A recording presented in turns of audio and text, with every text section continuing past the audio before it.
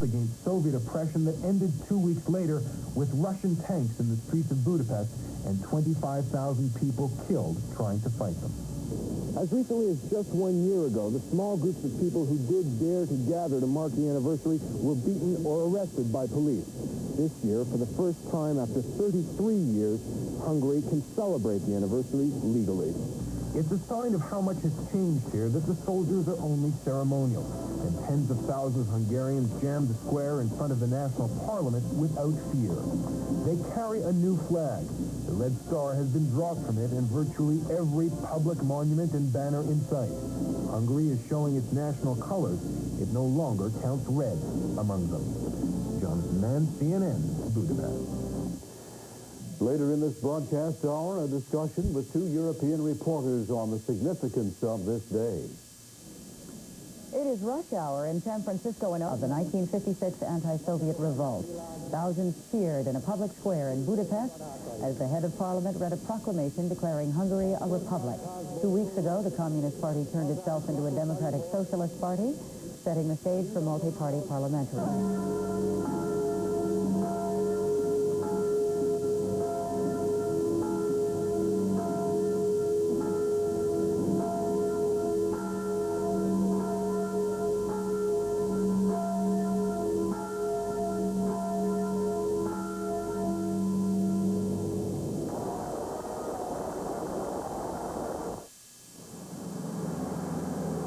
It marked the official end of communist rule and the first approved commemoration of a crushed quest for freedom 33 years ago. CNN's Jonathan Mann tells us about it. It was Hungary's declaration of independence. Independence from the Communist Party. As a bell tolled 12 noon, the country's acting president, Matthias made the announcement. The Socialist People's Republic of Hungary had become simply the Republic of Hungary, a multi-party democracy with a new constitution modeled in part on that of the United States.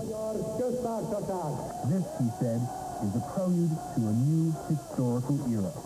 It is also an era's end. 33 years ago to the day, Hungarians tried to reform their country much the same way and free it of Soviet control.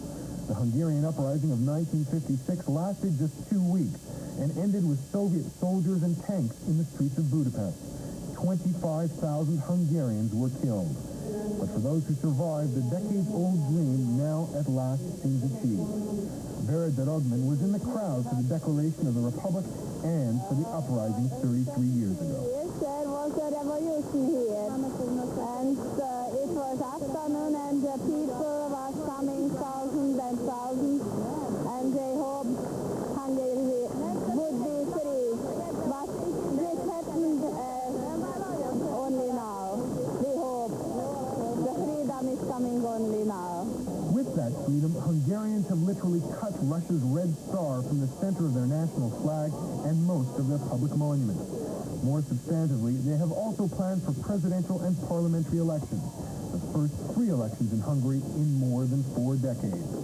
The Hungarian Communist Party has even voted itself out of existence and resurfaced as the Hungarian Socialist Party, hoping the new name would make it easier for voters to forget its old rule, the one party in Hungary's one-party state. It is a time of tremendous excitement in Hungary, but also anxiety, because many Hungarians can't help wonder whether the Soviets will stop their steps towards democracy once again. What I'm afraid of mainly is that maybe there will be some change in the Soviet Union, that Gorbachev might fall or something, and then there could be some serious trouble. But those doubts didn't stop the day's celebrations from carrying on into the night, or end with speeches, cheers, and optimism. Despite the possible parallels, few Hungarians expect a repetition of the events of '56. The momentum for change in the Soviet Union, Hungary, Poland, and even East Germany is now far too great. For the thousands of people gathered here, this time there will be no turning back. Jonathan Mann, CNN. The holes in their centers where the state seal containing the Soviet Red Star should have been. On the streets, thousands of Hungarians for the first time officially mark the anniversary of their short-lived 1956 pro-democracy uprising. And there are other signs of change in this Eastern Bloc country. Hungary's Magyar TV reports on one of them. Human rights now. That was the slogan of the World Concert, as organized in Budapest by the Amnesty International last year. When Bruce Springsteen, King, Tracy Chapman, and the others came to sing us about freedom and democracy, no one could have been sure about the future of those 161 people who were in prison for refusing military service during the last years. But the times are changing, especially in Hungary, year by year, week by week, day by day. When we lived in a people's republic, the police had the right to arrest demonstrators on the 32nd anniversary of the revolution on the 23rd of October last year. But now, when our constitution announces that the state form doesn't need the word people anymore, the government has to face the demand of the opposition parties to take off the red scarf on the top of the parliament. So in this new political and historical era, the Hungarian group of the Amnesty International can start its work freely. Our slogans can be independence from all kinds of political parties and movements, including, of course, our government. Help for everybody. The Hungarians got a lot of international help and solidarity, especially from Western countries. No, we should like to help for those persons who need it all over the world. And, of course, solidarity with everybody. The fact that the Hungarian organization is the only one working without any punishment in Eastern Europe increases the responsibility to help the groups existing illegally in the socialist countries. This is Beatrix Siklosi from Budapest for CNN World Report.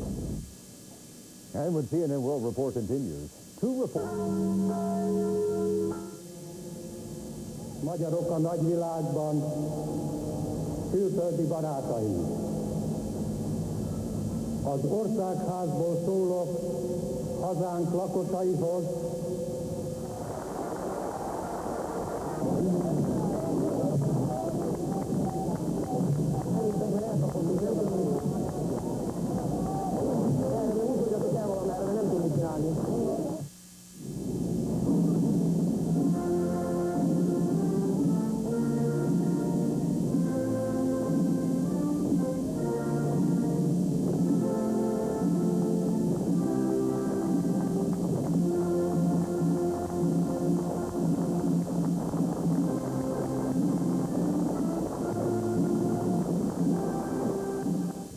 Since the 1956 uprising against Soviet rule, an estimated 100,000 Hungarians cheered the new republic. Some were waving red, white, and green Hungarian flags with a hole in the middle symbolizing the communist emblem cut out. Acting President Matthias Suras proclaimed the new republic is a prelude to a new historical age. The declaration comes as the nation officially commemorates the start 33 years ago of the Hungarian revolt against communistic rule. A plaque marking the support of the uprising was unveiled, and hundreds remembered those killed in the revolt with candlelight vigils. Soviet tanks crushed the 1956 uprising 2 weeks after it started.